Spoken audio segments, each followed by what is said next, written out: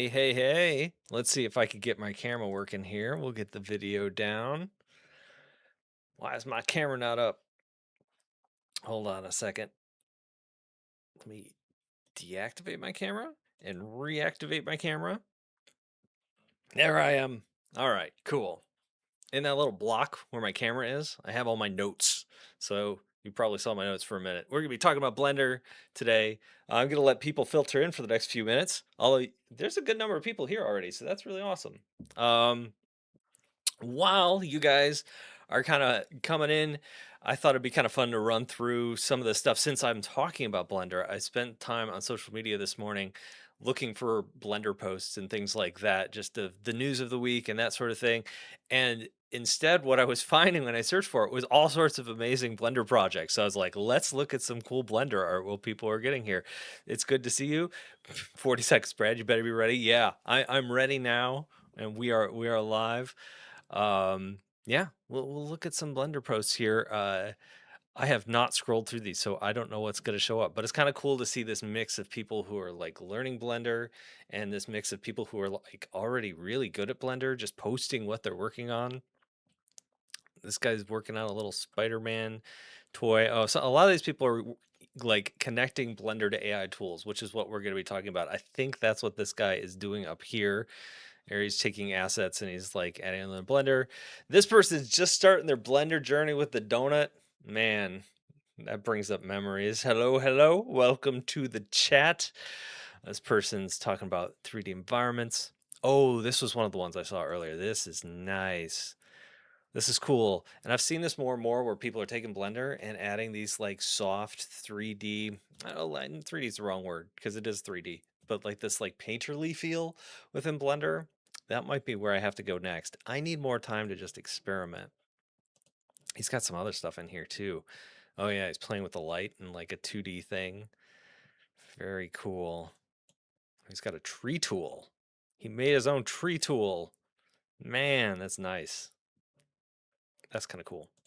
Yeah. Oh, here's another one. This one was cool too. This is just a short they put together.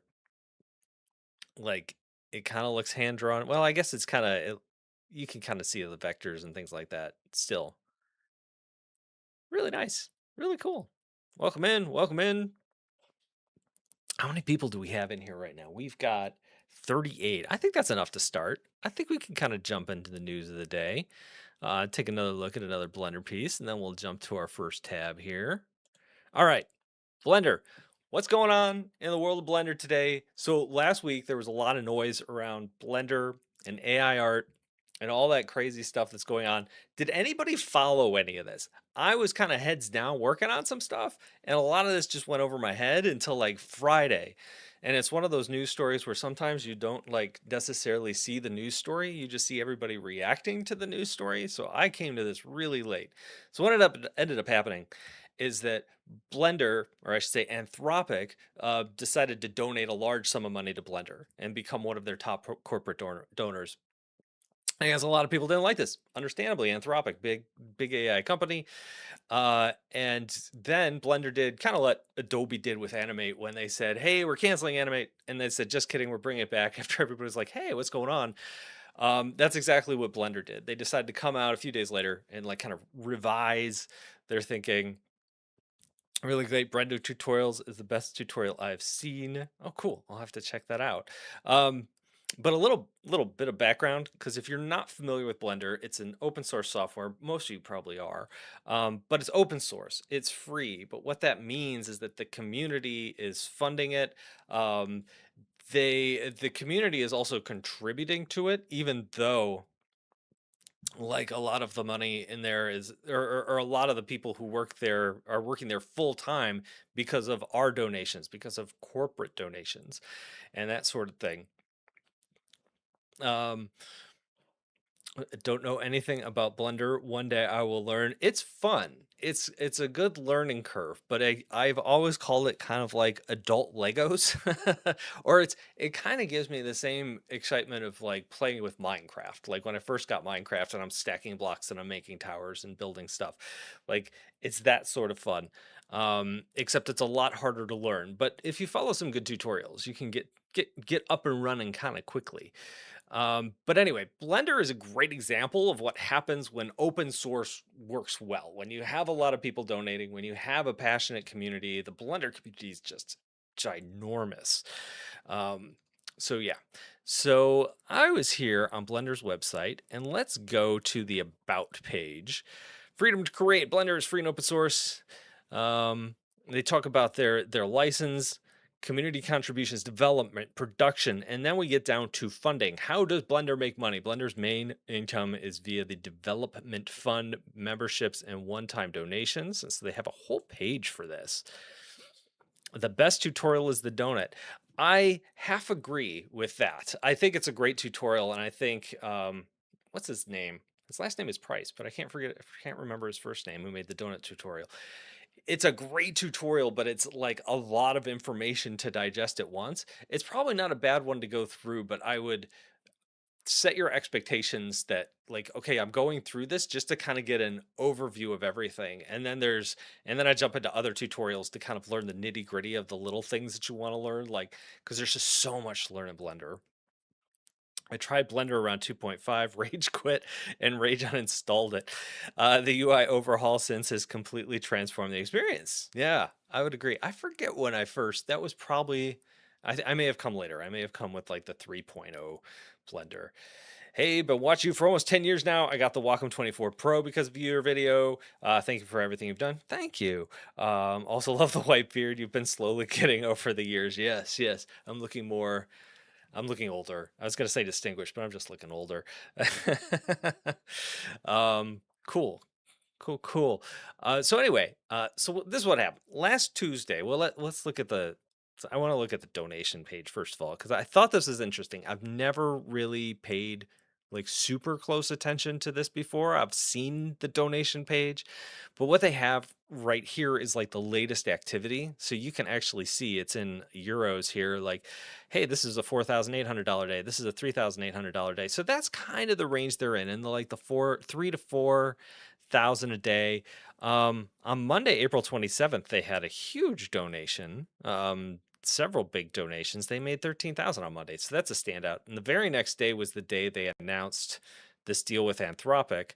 And then the next day, Wednesday, is like their lowest donation day of the last month. And then Thursday it bounced back. And then Friday, the day they kind of like pulled back from all this, their donations jumped back up again. Um, but their monthly contributions are about $300,000. And there's 7,600 individuals who are giving on a, I don't know if that's probably not all time. That's probably like in the last year on a regular basis sort of thing. And 44 corporate donors. And then it kind of goes through this page. We'll come back to the corporate donors in a minute. So what happens? Last Tuesday, we get this press release. It's grayed out a little bit because they've recanted the press release, but we get this press release. I messed up my donut and need to start over and realize I had learned a lot. That's what happened to me. I hope you can't hear that. This is May here in Ohio, which means everybody is now like every leaf blower and like electric saw in the world is going off. So hopefully the new mic doesn't pick up on that too much, but I apologize if it does. Um, yeah. So when I was learning Blender, I kind of had a similar situation where I started it and I got halfway through the donut tutorial. And I think, if I'm remembering correctly, there's the donut, which went okay for me. But then I think the icing kind of clipped through the donut a little bit. But then I got to the handle of like there was a mug that went along with it, and I couldn't do the handle of the bug. And that's kind of where I bounced off. And then it came back like a year or two later, and that's when it started to click with me. It was that second time through that tutorial. So you're not alone. Like I think that's kind of the way to do it. It's just blast through that tutorial. Don't worry about your donut looking good. It's not going to just, you're kind of absorbing things and there's so much to take in. It's that second tutorial, that third tutorial you take where it starts to like click a little bit. Any news on Blender coming to Android tablets and a release date? Nothing that I've heard lately. I haven't looked at it in the last month or so, so maybe there's news. I don't think there is. We talked about this like when I first started live streaming that Blender is not coming to iOS immediately. They're working on the Android versions first, and then they're moving to iOS, which is a little bit of a change from when they first announced it. But something to keep in mind is since Blender is open source, how they announce things is a little different than a commercial company. Oftentimes, like if you think when Adobe announced Photoshop for the iPad, they announced it in the summer. That fall, they rolled it out. That's kind of a common thing. And, in the business world, like they don't want to announce something too early.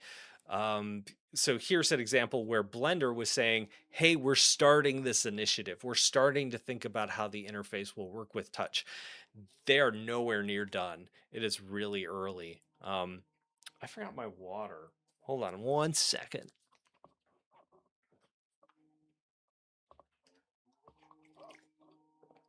I feel so much better now. Thank you. Um, Where's little Brad? He's lost again. Yeah, little Brad is on hiatus. Little Brad was made in Adobe Animate, and I stopped working with him when Animate went through its little thing. And I kind of enjoyed the process of just doing videos faster again, and that's kind of what I've been doing ever since. I haven't gone back to the animation stuff. Um, but at some point, I'm sure I will. I want to redo my intro. I've been using that intro song, and people seem to like it. The "This Is Brad" song. So I want to animate that for real. Like I want to make that a really cool animation. So like that's on my to-do list for the summer. Do you have any recommendations for Blender tutorials other than the donut? I have a Blender tutorial, and I know I shouldn't be plugging my own stuff, but here I am. What can you do? Um, let's go to Brad's art school, and let's see if it just shows up. So this is, here it is. No, no, no. So this is it. It's the world's easiest Blender tutorial for beginners. I gotta plug my own tutorial here. Um, it's got 500,000 views. Other people have liked it, but basically, instead of going over all the tools, I kind of focus on a small set of tools, and I'm like, we just go hard into those tools. And I made a second Blender tutorial about using Blender and Procreate together, and I kind of tried to do the same thing. But the whole idea is like, how can you use Blender as a base to kind of model a scene? So instead of drawing out all your perspective lines and things like that, you kind of use Blender as your base, and then you take that base into like a 2D animation program and kind of draw over it, like using Blender as your pencil layer and then doing your line art over it. So they're basically a shareholder now. Yeah, the Anthropic thing. Welcome to my live stream. We bounce around a lot. So this was the initial. They're kind of a shareholder. It's a little complicated. So this was the initial press release. Blender Foundation announces Anthropic is joining Blender Development Fund as a corporate patron. This support will be dedicated towards Blender's core development to maintain and continuously improve foundational features like Blender Python API, which enables developers and artists alike to extend and improve the software and custom workflows. Okay, so there's two pieces there. One is what tier they're coming in as a corporate sponsor. So let me go back to this tab. So this is their corporate sponsor page, right? So they were coming in as a corporate patron. So we have like Epic Games, Netflix, Wacom, Bolt Graphics, who I had never heard of, but they make like graphics cards, like very specific, like for rendering farms and things like that.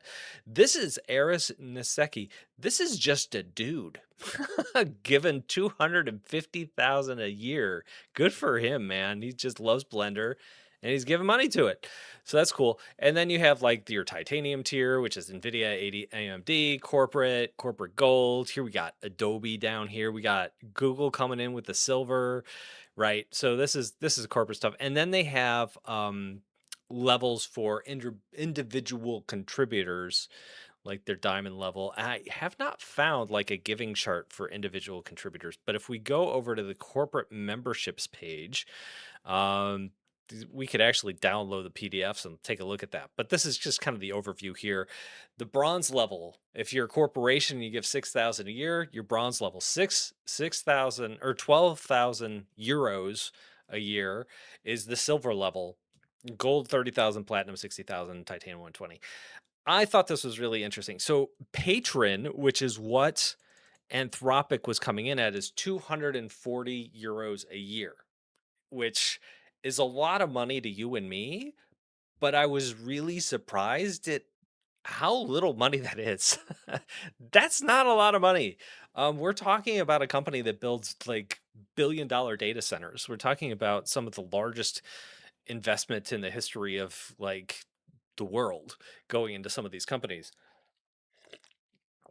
Like I think we saw Google at the gold tier. Google's only giving $30,000. Was Google at the gold tier? No, Google's at the silver tier. Like that's 12,000 euros. That's nothing. That is absolutely nothing to Google. So I was surprised that the way these tiers are set up, that they're not giving more. Um, but what's important to kind of take away here? So this is kind of like Patreon, but for corporations. It's the same exact idea. Patreon is set up kind of like these nonprofit organizations, right? So it's like, hey, for the bronze tier, you get a logo on our website. We say thanks. Same thing with the silver tier. Then once you get to the gold tier, that you get more stuff. When you get to the platinum tier, you get a liaison, a developer liaison. So this is like somebody within Blender who touches base with you every so often, says, well, like, how are you using it? What are you interested in? That sort of thing. Just kind of, it's basically once you get to that level, 60,000 euros a year, like you're having occasional conversations with the Blender team. But once you get to the patron level, once you get to that highest level, there's a press release, which we just read, a tech blog post, which we just read, and then you also get a dedicated product manager for your area. And I think this is why people were upset. This idea that it's like they're not just giving money, but they're giving money for a very specific thing. And that kind of goes back to this paragraph. The support will be dedicated towards Blender's core development team to maintain and continuously improve foundational features like Blender's Python API, which enables developers and artists to extend and improve the software for custom workflows. And I think a lot of people interpreted this as like, is Blender going to be adding AI to their software? But really, what they're doing is, let me see if I can find it. This guy, he is an AI influencer. AI influencers are the worst, but this guy's showing what they kind of rolled out because Anthropic announced at the same time as this press release what they were doing. And they're basically using the API and they're using AI to connect with Blender and make things. So Claude is controlling Blender through here. So this guy goes through the steps of like exactly what's going on. Step one, you go, you download Blender. Step two, you open Blender, you start the MCP server and describe what you want. Step three, Claude writes Python and builds it live. So what it's doing is it's actually controlling the program through these text prompts, and then it says from there you just keep prompting. So this is dramatically oversimplified. Obviously, like getting all this stuff linked up is going to take you longer than just 4 tweets, but it kind of gives you the idea what they're doing. And I saw a full YouTube video on this where someone was going through the process of what it took, and they were showing this live, and I was like in real time, like this process takes like 10-15 minutes for it to kind of build all this out, to build the simple scene. And the video I saw where the guy was doing it, it ended up costing him like $113 to like build this out in like actual credits, tokens or whatever it's called, to do this thing, which I thought, man, at that point, just buy an asset pack, man. Like for AI to build it, I don't know if it makes sense. Maybe at some point it will. I don't know. The Brad intro song shall continue until every last one of you has hit subscribe. It's good to know you watch all the videos. I haven't said that in a while, but I think I said that on one video and I was like, I really like it. I think I'm going to say it again. And I did it like 2 other videos. I might bring that back. um, Hey, Brett, been watching you for years. After all those times, one question I Oops, the chat just moved. I wish after all those times of one question I've wished art reviewers would tackle, and that is this: at what point should artists settle for a device that's good or good enough or practical enough to sustain one's art? What I mean to say is, what is considered technically essential for the average digital artist? Great question, man. Okay, so usually, like, my advice when I'm talking about iPads and that sort of thing is 'cause people get really excited about the new iPad all the time, or the new Android tablet, Samsung tablet, or whatever. And my advice is, how does your current iPad work? Right? Like, are you banging against the wall? Have you used it so long that it is slowing down? For example, I think it was the 2018 iPad Pro for years and years and years. So I used it for like almost 5 years. And then it was just a year and a half ago that I replaced it. But the reason I replaced it is because my Bluetooth, like the Bluetooth farted out on it. Like Bluetooth just wasn't working on it anymore. The pencil still worked, even though that's partially using Bluetooth, but like I couldn't connect my headphones to it anymore. So that's the sort of thing I think about, like from a processing standpoint, like that iPad, like I'm sure if I pushed it, it wouldn't go nearly as hard as like my M4 iPad I have now. But like it was good enough to do everything I needed it to do. So that's kind of my take. It's like, what hardware do you have now? Is it working? Is it doing the thing you need it to do? Is it holding you back? If it's not holding you back, then keep running with it. Keep going with it. I And different people are in different situations, right? And so some people, maybe this is your hobby, you got some money to spend, you want something nice. I know in the back when the Apple Pencil charged by plugging it into the back of an iPad, like that was inconvenient, but those iPads continued to work for years after that, after the new iPads rolled out with the Apple Pencil 2 that charged on top. But for a lot of people, they just looked at that and thought, man, that convenience factor, I I've got money to spend. I want it, you know. But yeah, I mean, if you're really against the wall, like just hang on to the equipment that you have, because that is something you're gonna notice is when you switch over to that new gear. Are you really gonna notice like your art getting better? Absolutely not. Like it's not gonna affect it.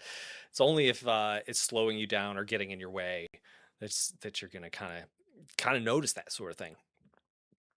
Uh What's Anthropic getting out of this deal?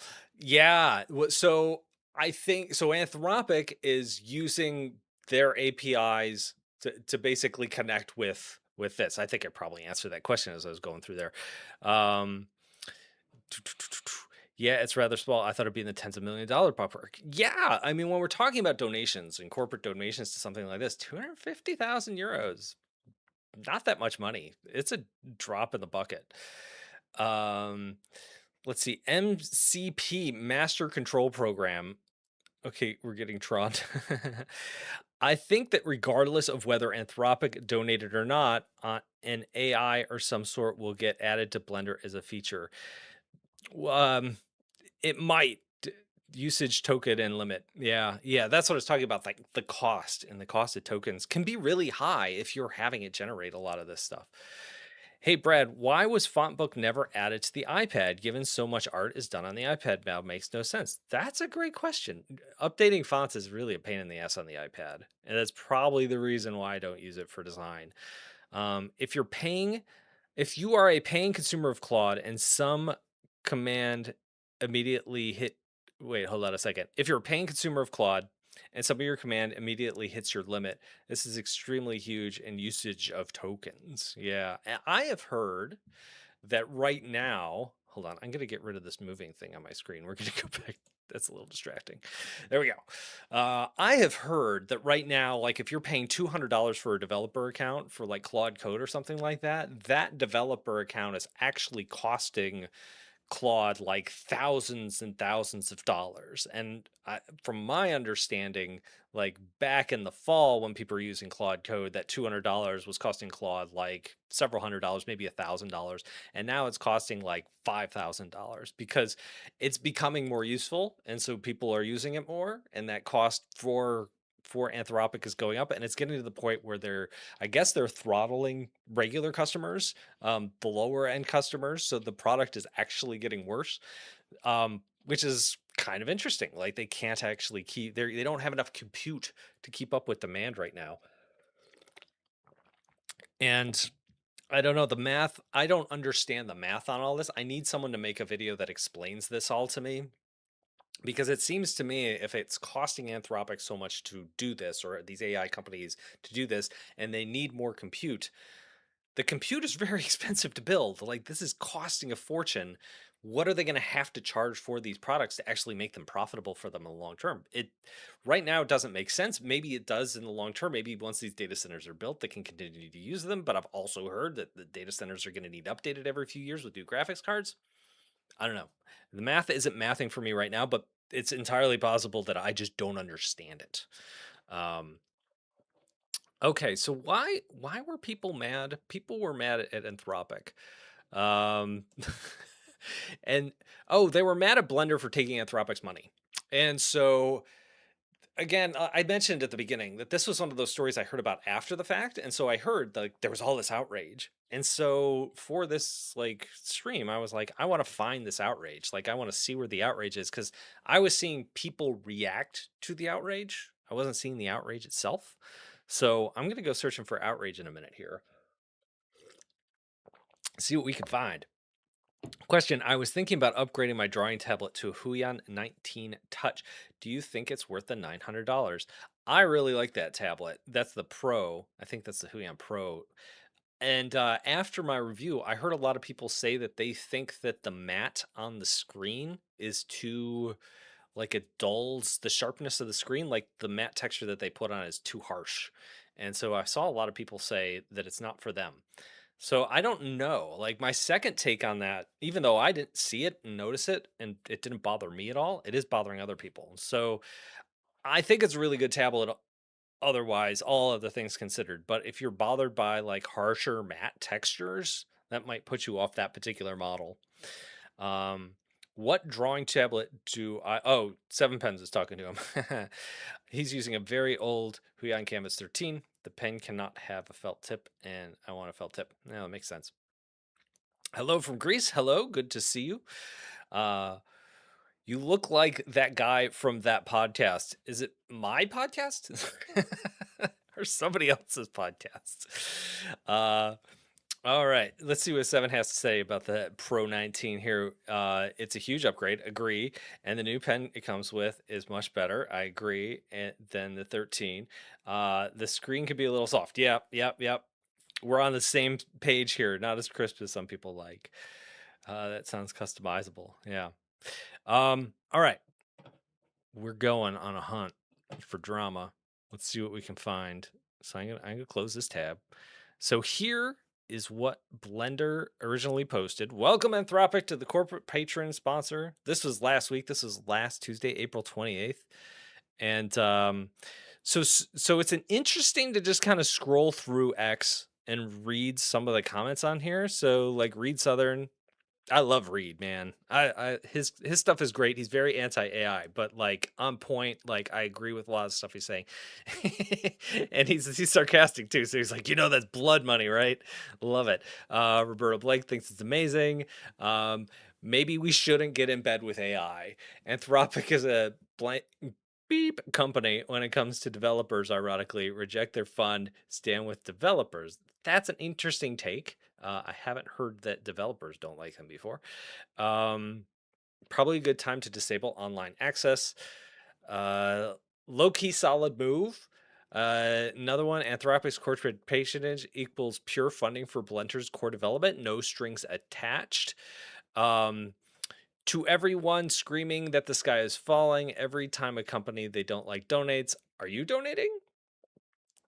This person says, this person is very anti-AI. We even got like a nice logo going on here. We got a little Michael Scott looking confused at the camera. We got another GIF. So it seems like most of the people who don't like this are just responding with GIFs. I honestly don't know what to feel about this, but let's go, I guess. That's an ad. This aisle sounds so fishy. It's crazy. Uh, I don't like these corporate donations. Well, then why do you need to donate? Um, Anyone who ever developed add-ons using Claude, like me, by the way, will know that the code is less than stellar and it chokes when you reach 2,000 lines and stop panicking. Blender can't be developed without devs. The foundation needs the money to survive. To survive with a $2 million annual budget, while Autodesk and Side FX have millions and millions and millions. That's so true. So unless all these users get together and compensate for that participation, just be glad that the foundation is still alive. And that so as I'm going through these, that's kind of the vibe. Is there's some people who are like posting their gifts like, wait, is this really want to go? And a lot of people are kind of like, hey, take the money and run. And it kind of makes sense. I'm looking for people who are like concerned, like people who are like in here and saying like this is the wrong move and this is going to ruin Blender. And honestly, as I scroll through this, I'm just not seeing that. I'm seeing people who don't like Claude, understandable, but I'm not seeing a lot of like really like hardcore anti-A stuff. This is the response I expected, and I expected a stronger response from the community. Um, which is kind of why it surprised me that Anthropic pulled back from it. And actually, we should actually, I kind of wanted to go to Reddit because X is obviously like a different animal. Um, and Reddit is this is the Reddit Blender section. So these are people who love Blender who hang out in the Reddit Blender thread. This is whereas when you get on threads, when you get on X, when you get in these areas, it's just kind of like it, people from all over the place are just jumping in and throwing in their 2 cents. I think this is probably a better take on the community and the people who are using this on a day-to-day basis. So this person is basically on team, hey, take the money. Um, this talks about Blender's funding policy. This person agrees. People are ridiculous. NVIDIA, AMD, Intel, Meta, Google, all sponsors. And I think this is kind of an interesting point. Um, Actually, let's come back to that. Let's jump forward to Friday and let's talk about what happened next. I got to find my tab. There we go. Okay. So after several days of people like kind of questioning this, Blender decides to kind of backtrack a little bit. So it says recently we announced that Anthropic was joining Blender, the development fund, as a corporate patron member. Since then, we heard concerns from the community around how we engage with any AI company. We should have opened up to more conversations and perspectives from contributors before making this decision. For that, we are very sorry. After an in depth discussion with the team and several community contributors, we have decided to receive the funds as a singular donation instead of a developer fund membership, similar to how other open source organizations have handled such contributions. Anthropic has been informed and supports this decision. So, in English, what they're saying is they're taking their money, but they're not adding them to that corporate tier. Uh, so I don't know if, if that means anything really changed, but it's an interesting stand, um, because does this mean they're not getting a project manager? Maybe they still are. It's kind of hard to tell. Um, where is that? The other line in here that I think is interesting is that since then we've heard concerns from the community around how we engage with the AI with any AI company. But when you look at this page, and I think this commenter on Reddit was making a good point. Um, Corporate patrons aren't really, I wouldn't define these as AI companies. Nvidia is definitely an AI company. AMD, it's a processor company, but yeah, they're definitely like making AI stuff. They're promoting AI stuff. Intel's kind of in the same boat. Meta, definitely hardcore into AI. Adobe, going hard into AI. Dell probably wants to, but doesn't know how. Google is an AI company for sure. So yeah, in the tech space, it's kind of hard to avoid this stuff. And I guess that's kind of where I find myself. Is like, is it okay to take bad money to do good things? Like, this is the age old question. I'm a big history buff. And I love a good Ken Burns documentary. And Ken Burns, for years, he just makes his documentaries, no strings attached, just does whatever he wants. But he's taking money from a lot of organizations that give to a lot of things that like people who watch Ken Burns documentaries do not like. So is it like okay to take money from billionaires who are doing bad things if you're going to do something good with it? I I don't know. I That's kind of the way the world works. Yeah. Um Jumping over to the comments here. How's everybody doing? It's good to see you all. 74 you, dang. Um we're going back to our tablet suggestions. The Canvas 16 Gen 3 is yeah, yeah, yeah. So we're talking about like what's an alternative to the 19. The 16 is really good. The Canvas 16 is exceptional and it's cheap because it's got a 1440p screen, but I think it's around $500. 16 is an excellent for beginners. Uh, so this can't be called donations if they got something out of this. And that's an interesting point. So the idea that okay, they've turned it into a donation, so maybe they're not getting the corporate connection, the whatever the liaison that they would if they were a corporate contributor. What do you think of using Affinity with the MacBook Neo? My only suggestion would be to use the 512 GB Neo with Affinity. Yeah, I think in general, if you're going to be doing a lot of design work, you're probably going to want more storage on that thing. So the 512 is probably going to be good. Affinity is going to work well. And the only thing, and this is where I hemmed and hawed in my video review, is the main thing that I worry about is like, what is the longevity of the MacBook Neo? Like, is it worth if you're talking about paying for that 512 of storage, at what point does it make sense just to go up to the Air and get 16 gigs of RAM too, But right now it can run Affinity just fine. As a 3D animator who graduated last September and mainly uses Blender, I trust Blender as a company, but I hope they don't lose themselves just because AI is in at the moment. And that I think that's kind of the vibe. Like that is a very logical stance to take. And as I go through these, like the people who don't like it, it's not like they're mad. They're just kind of like, please don't put it like they're just like, I hope this means that you don't put AI in your product. Like that was the general vibe I was getting from a lot of comments.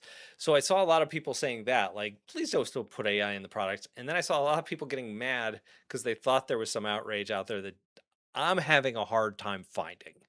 Um, to be honest, this is nothing really new. Uh, is this even money related? Anthropic bleeds money, according to the news. Anthropic bleeds money, but they have a lot of money to bleed. They have a lot of funding.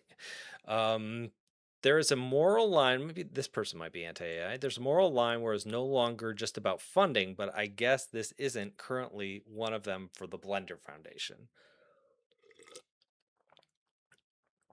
which I kind of get. Someone points out they have accepted money from casinos and nothing really has changed. Obviously, it sucks.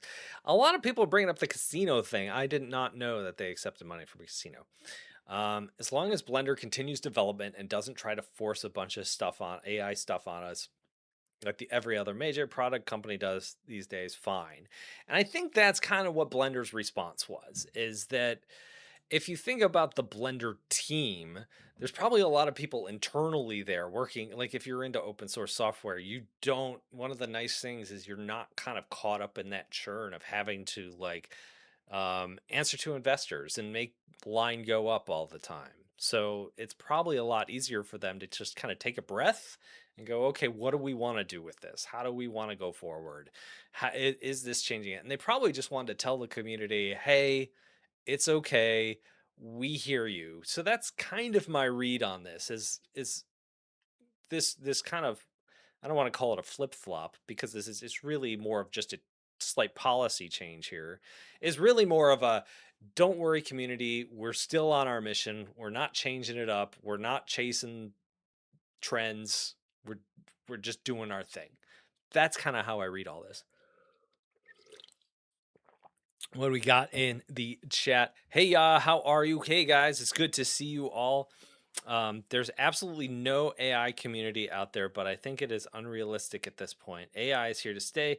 I think you should concentrate energy on supporting individual artists. I disagree with that a little bit. Like I mean, AI will exist. Like it is here. Yeah. Um, I guess my take on it has been the last few years is that it's a new technology, and there's if you don't like the way the technology is created, basically my stand is if you are creating a business, you need to pay for the raw materials that are coming from someone else in order to build that business. Period. That's the way the world has worked forever and always. And they aren't paying artists. They are happy to they get sued by Disney, they come up with a business they come to a deal with Disney. They get sued by the New York Times, they come to a deal with the New York Times. They want Reddit's data for their AI, they strike a deal with Reddit. They want artists' work, well, artists aren't concentrated enough, so screw them, we're just going to steal it. That's my problem. And I think there's a time to just roll over and accept things, and I think there's a time to fight, and I think right now we're in the fight window. So that's where I'm at. I'm like putting up my dukes. I'm ready for the fight. I'm not actually doing anything to fight. I guess I come on here and complain into a microphone. That's my job. But that's kind of my general take is that okay, maybe it's here to stay, but it's new and it's like why roll over now? There's nothing to gain from rolling over now. You know, let's see how it all pans out. I think a lot of the stuff that's out there now is BS. It's overblown in terms of like how much it's going to change the world. I think we've just kind of accepted at face value that a lot of these CEOs have said, hey, this is changing the world. We are used to living in a world that is changed every day by tech, but I wouldn't be surprised if 10 years from now we kind of look back at this and say, yeah, we have a bunch of new tools, but it really hasn't changed the world. We still employ a lot of people. We still, need to think. I was talking to some developers. We had breakfast. Some of my best friends are developers. We have breakfast on a monthly basis, and we were talking about this. And one of my buddies made the point that he said, "Okay, now that I'm using AI, I can code a lot faster, and so we're doing more stuff and getting more stuff done. But like." The most important part of coding something is knowing the problem you're solving and the problem solving aspect of it of what problem are we trying to solve and what should we build in order to solve it.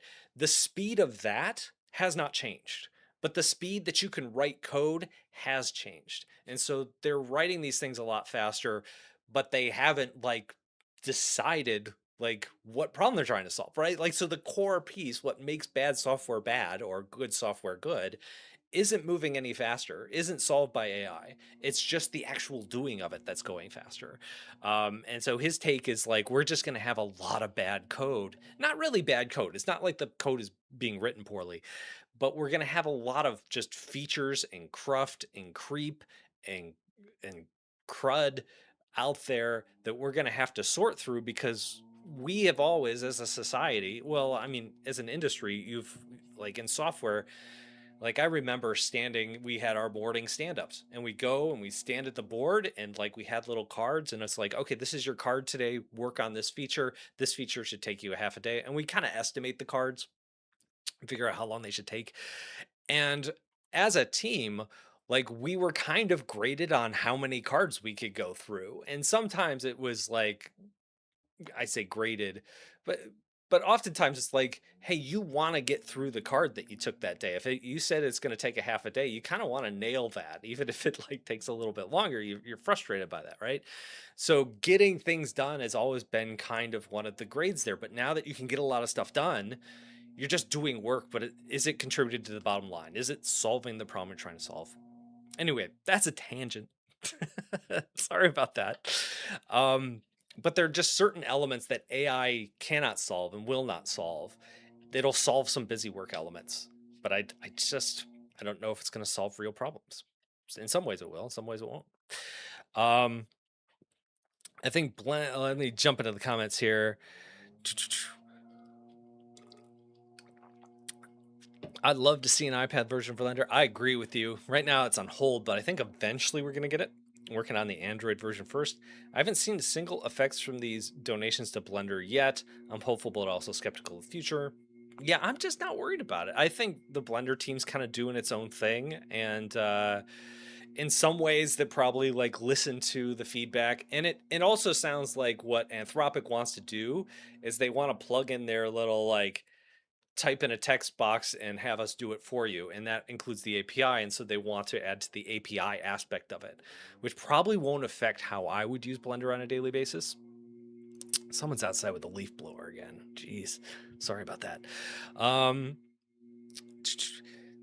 Tell that to the real artists and animators out there. Yeah, I mean that's the thing is our industry's getting chewed up right now. And it comes down to because we're in this moment of like with artists losing their jobs. There's two things happening. One is you have AI taking over, but the other thing that's happening is that you had all of these companies, Netflix, Disney, um, kind of these streaming networks fighting for supremacy. So they were like greenlighting shows and running debt in order to grow bigger, faster, and we kind of hit a point 2 3 years ago where all of a sudden like that growth kind of capped out on some of these streaming services and they had to cut costs. So we had this like golden age of like animation where a lot of stuff is being done, and that has kind of come to an end. It's still being done, but it's not as much. And then you have AI happening at the same time, and then of course when we're talking about corporations, what they're trying to do is cut costs, and they see employees as cost. And so I think the people in the C suite see AI as a way to replace artists. But I think what AI can replace when we're talking about AI art is it can replace rendering, right? It can't replace like art is an extension of thinking. And even though a lot of people who don't draw don't really think of it that way, it really is. Each time that you're drawing something, you're making choices, you're making decisions, you're thinking about how you're putting it together. And if you're a storyboarder, you can pump in your story, like say, I want AI storyboards to look like this. But really what you're doing is you're just trying to think about like every angle, what do I need to convey in the storyboard in order to like push the story forward and communicate to the person who's watching it what's going on, right? AI is not good at that stuff right now. The people in the C suite don't know that and don't understand that yet. What I think is going to happen long term, and I hope I'm right, is that they're going to try to use AI to replace a lot of jobs, but they're going to come to the conclusion that even if like the final production does not look like AI, or feel like it was AI, like the crummy AI that we have now, even if it looks better in the future, I still think that they're going to realize that they need more humans involved in that process than they think they do. That's just that's what my gut says to me. I hope I'm right. Maybe that's just hopium. Uh, uh, my hope is AI will be here to stay in the same way NFTs were. Yeah, that'd be nice, but I don't think I don't think AI is going completely away. I think it's just going to be a new set of tools. I just don't think it's going to be as revolutionary as some people think it's going to be. I definitely don't think that it's going to be as profitable in the future as people think it's going to be. I would personally use AI on a very tiny basis, like sprinkling in spices on food, but I want to do the lion's share of the work myself. And I think a lot of people are there with you. Like, it's more generative AI. I think that's the thing. If you're using AI to like analyze, like I've seen Apple did this thing with their software recently. I use this example a lot in Final Cut, where they'll analyze the songs and they'll figure out where the beats in the songs are, and it's using AI to do that, and then it'll add like little lines on your timeline in Final Cut. So if you're editing a video to the beat of music, now you have these little lines that you can snap to and you can like edit to it. And it's like, oh, that's useful. That's not taking away like the creative process. That's actually speeding up my creative process. Or it'll analyze your footage, and so you can type in the text box like, oh, I'm looking for an Apple Pencil, and it'll find all the footage where in your footage the Apple Pencil is. And it's like, oh, that's actually useful. You just saved me some time. You're not replacing the thinking process of creative work. You're actually just helping me do it a little bit faster. Like that sort of thing. I'm like, all right, like if that's how you want to use AI, that kind of makes sense to me. um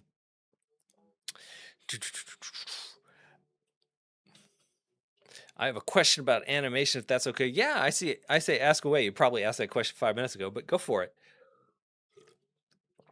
Hi, hello. Can you say hello too? Yes. It's happening right now, but we just couldn't see it as much. Effects right now. Oh, we can't see the effects of what's going on in the AI stuff. Yeah. I can still notice AI and cannot stand the plastic nature of the visualization through art and AI. Yeah, right now it's just slop, right? It's just, and part of it is just the media environment we're in, and people are incentivized to churn out a ton of content and get views and make 3 cents a view or whatever. And it's the game. It's the game we're playing. Um, they're fast but not precise and detailed. Yeah. And I think that's kind of the core of it is they're decent at rendering, but they can't think. On two Blender cons from the former CEO has made given two talks statements in his keynote about how Blender is artist first and not AI at all, and they want to give tools to help artists. Yeah, which makes sense. Hey Brad, you're missing some chat comments. Change top chat to live chat. Yeah, I think you're right. Top chat to live chat. I'm missing all this? Oh no, what's it gonna do? How much am I missing? Uh I do see the comments as they filter in, so even though it said top chat, I think I was seeing most of the stuff, but I could be wrong on there. Hey Brad, I was working on your Learn to Draw in 60 Days lesson. Cool. If you want to do animation cross platform between my Mac and iPad, would the only software would be to use is Clip Studio Paint? How well would that work? Yes. Like, so if you want that file to move over between the two devices, it'd be Clip Studio. The problem is that Clip Studio Paint is good for like short bursts of animation. Like if you're doing frame by frame, it's fantastic. But a lot of the other animation tools out there just have a lot more features kind of filtered into them to kind of streamline animation and do that sort of thing. Clip Studio Paint isn't that expensive, and it might be worth like just checking out. You could probably get a demo of it for like if you've never used it before. I think you could get like 14 days free trial to try it out and see if it has the features you need for animation first and kind of go that direction. AI can't work for storyboards. Yeah, I would agree with that. Similar conversation with British museums, which have so many stolen antiques around the world, but they don't charge you for a ticket. So anyone can visit the museum. They're still thieves. Yeah, and I think well, I'm not even going to go there. I've heard that they're starting to give that back, but I'm so far out of my realm of expertise. I'm not going to say that because I don't know if it's true. It might be false. Um, it's not true. It's not true about AI yet, but it's getting there and it's getting there quick. And I wonder what part you're talking about because I think like the rendering side is getting better. Right now, a lot of AI looks like slop because the people who make it don't care. But I think if there is a way, like any tool, there's a way to fold it into your workflow and kind of hide it better. And I think that's what like these larger companies are going to try to do. And I think they'll be kind of, I don't want to say successful, but I think they can. But there is that element to it, that thinking part. Like so much of creative work isn't just do this thing, churn thing out. It's like thinking through how will this affect the final product. Hello, good people. Hello back to you. Trying to find a job at the moment in the industry is impossible, and that's as a veteran, let alone somebody like me who's starting to get out there. Would you recommend doing it on YouTube or streaming it? I try not to give career advice because the true answer is I don't know. As a YouTube, I've never been a professional illustrator. Like I've done professional illustration jobs, I've gotten paid to do like little gigs here and there, but like for as a professional illustrator, I've like never worked in animation or anything. So I hesitate to say go for it. Um, I would love, like in my dream scenario, I would love to see like animators just put out cool stuff on the internet and find ways to make money doing it. There are people who are doing it on YouTube, and like obviously there's compromises, like you have to compromise the budget and the scope of what you're doing, but like there's a lot of good animation doing well on YouTube right now.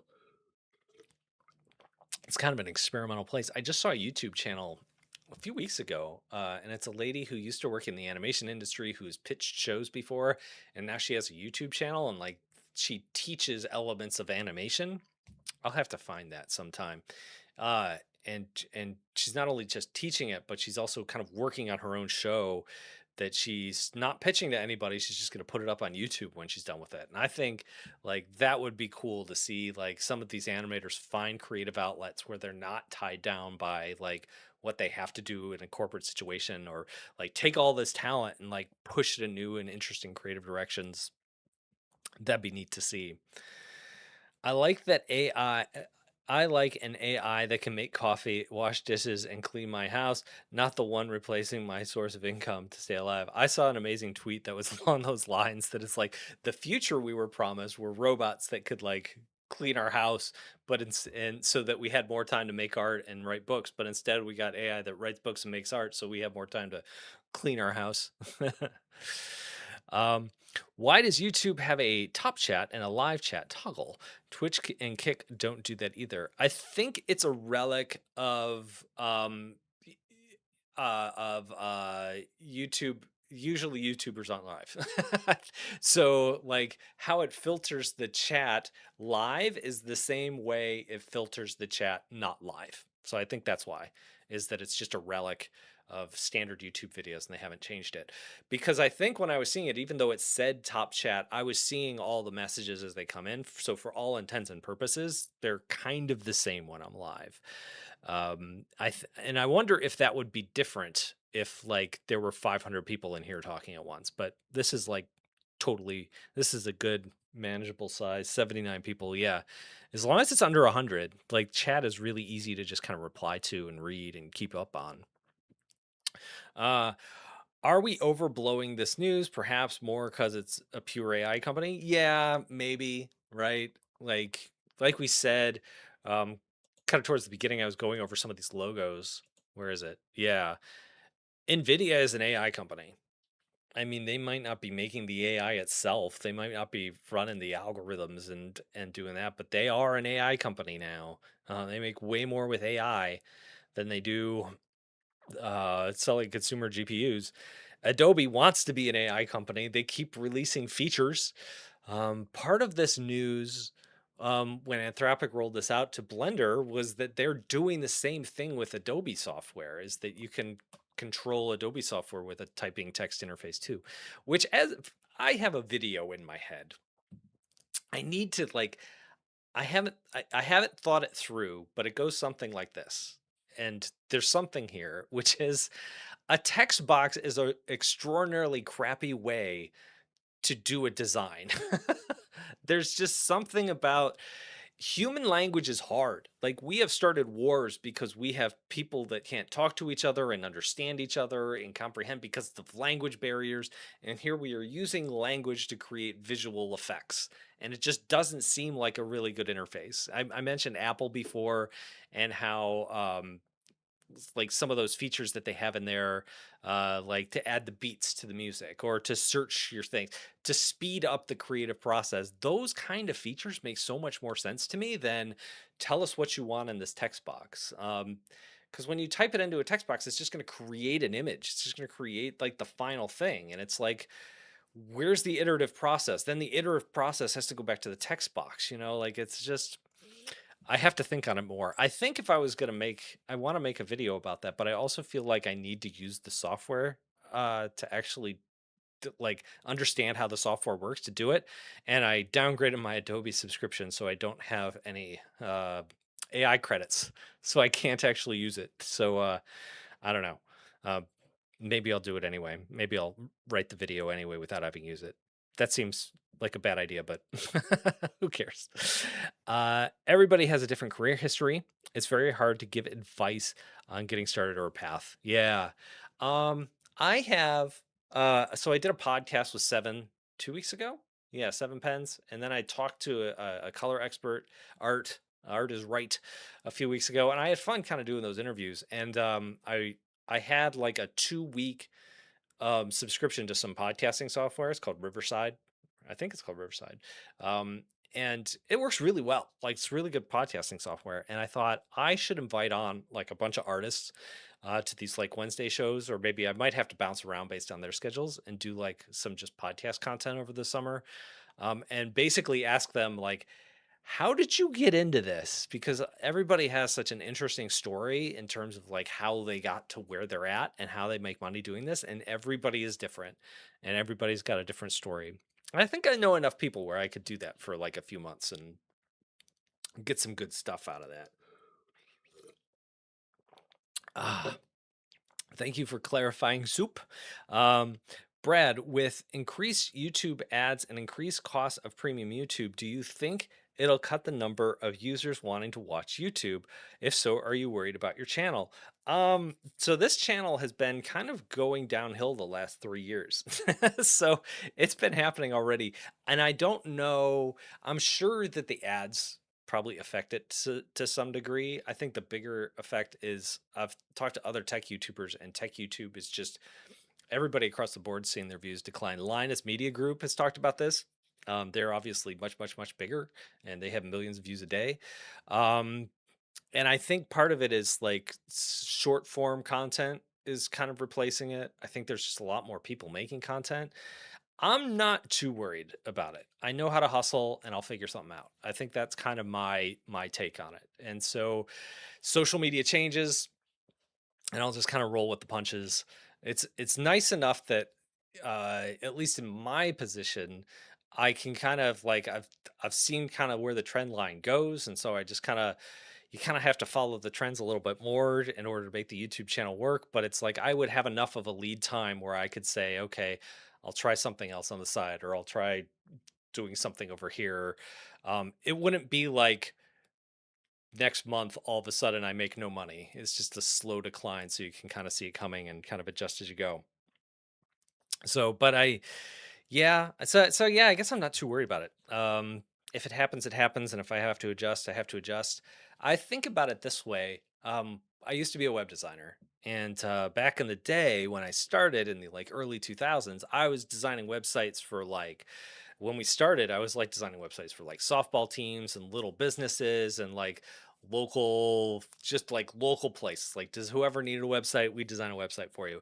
And then I moved up and I did like corporate website design. And if you had told me in like 2007 that, hey, in 5 years, 10 years, all of this work that you're doing for these smaller companies is just going to disappear.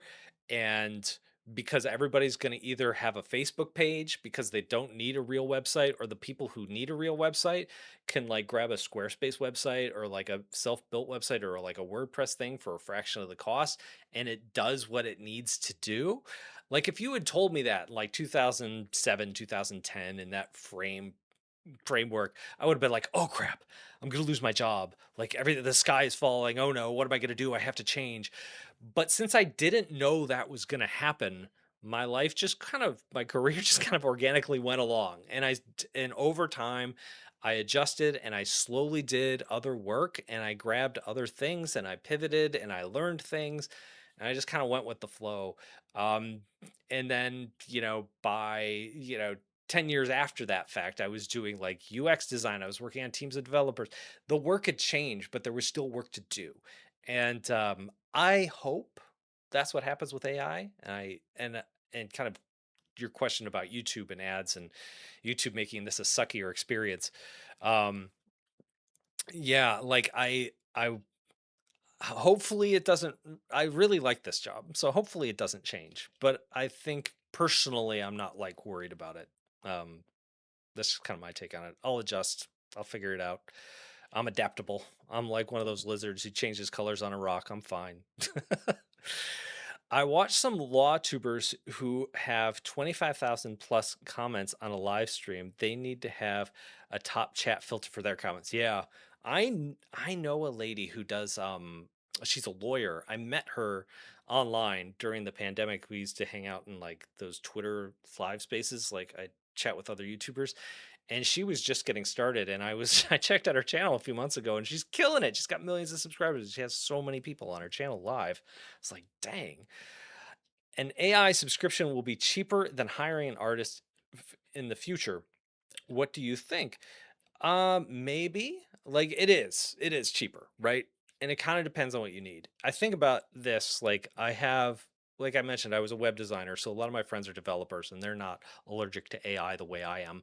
And so, like when AI first came about, when like AI generated images and Midjourney and all that stuff first popped into the world, they were writing their blog posts and they were like, cool, I get free art. So they go there and they generate like an image for their blog, right? And they'd stick it on there, and I'd be like, ah, that's gross. Um, that's a job that they may have hired an artist for. Actually, most of them probably never would have hired an artist. Maybe they would pay for stock art made by a real artist before, and now they're not doing that. So like jobs like that, like stock art sites, like those have been gutted. Um, that sort of thing is dead. Um, and I'm sure there will be places where like AI, like a AI subscription replaces artists and their work. But what I'm hoping happens is that like the industries just change and that we kind of adapt. And I don't know how we'll adapt or how the industries will change, but I'm kind of hoping that like that I well one, I don't believe that this is going to be that there's going to be some like god AI created in 3 years that just replaces all humans. I just don't think that's going to happen. I think this is just going to be very gradual. I think it's going to take time. I think people are going to have time to adapt. And a lot of good jobs that we love now are disappearing now, and I hope some of them come back in other forms. It's really hard to judge the future. Brad, do you still make visual arts or just animation? Nowadays, like I do some, like I work for some like nonprofits, like doing graphic design and doing that sort of thing. I worked at a summer camp when I was a kid, and so I'm still in contact with them and do volunteer work and stuff like that. So for them, I'll do like graphic design and things like in marketing and stuff. Um, but like professionally, no, I'm not doing any of that stuff anymore. And most of the stuff I'm drawing is just like for the YouTube channel and that sort of thing. I think of all the AI creative feature shows a lot of signs of. I apologize. This is very small text for me to read. I think the AI creative features show a lot of signs of underdevelopment. I completely agree. Did you notice the new beta features for Adobe apps? It's also linked to this and something similar. Yeah, I haven't looked closely at it. I get Adobe's press releases, and so I kind of see it coming out as it happens, but I didn't play with it. I didn't actually use it for anything. If people want something, they'll find it. Just a lot of hassle and patience and ads. Yeah. Do you have lessons on how to make storyboards for beginners? I do not. Um, I think my dog's barking at somebody. Yeah, I don't have anything like that. Um, am I crazy or is his camera lagging? I might be lagging. I've been online for about an hour, so usually this is about when the lag kicks on. Yep, camera's lagging like crazy. Hold on. Hold on. I'm gonna deactivate and activate it. It might be the stream. I might have to like I'm on Wi-Fi. That's really bad. Excuse me. I might have to run like a LAN cable up through my house if I'm going to keep live streaming. I think that's probably the problem. The camera's falling apart. Yeah. Have you ever tried using a tablet for video editing? I've seen one person do that with DaVinci Resolve. I have not, because I'm just so familiar with the mouse that it's like second nature to me. So I haven't really played with it too much. Um, Same with me and art currently. Been an amateur thumbnail artist for like 4 or 5 years and want to diversify my capabilities. Wants to do more editing, animation, modeling, coding. Yeah, just kind of learning skills, following things. I think it's been really interesting to see since we're talking about Blender today. Hold on, I'm going to switch pages again. I just realized like I'm like a got all these corporate logos. I look like a NASCAR driver up here live streaming. Um, yeah, I think I've seen a lot of artists get into Blender, and it's really cool to see like because there's amazing 3D artists who've been using Blender for years, doing really cool stuff. But to take a visual artist who's used to working in like 2D and doing amazing visual dev in there, and then converting those skills over to 3D, like the stuff people are starting to make in Blender, just like is breaking my mind. What's capable in that program? It's so cool. Um, AI designs from a client are cheaper for them until it reaches the implementation and the cleanup. Yeah, and I mean that's kind of you kind of get to that point where you have to kind of think about it. And what we've seen with AI, because Claude just launched their design AI, I forget what it's called, Claude Design. I think it's just called Claude Design for like graphic design. And I think it does some of the implementation. Like it's able to take that design and turn it into interface stuff. Or maybe it just creates the interface like without like creating a PSD first. I don't know. But I think like there's people trying to fill those gaps with AI. I think the whole streaming setup's about to give. Um, well, it's past 1 o'clock, so I'll probably wrap it up here in a few minutes. I've been using a Samsung Tab S6 Lite for 5 years now, drawing on it, and it's very reliable, very much so. That's amazing. Like that is an underpowered tablet to begin with. So the fact that it's still rocking 5 years later, I talked at the beginning. Someone asked me about like when you should upgrade your gear, and I was like, when it breaks. Like, look at this dude.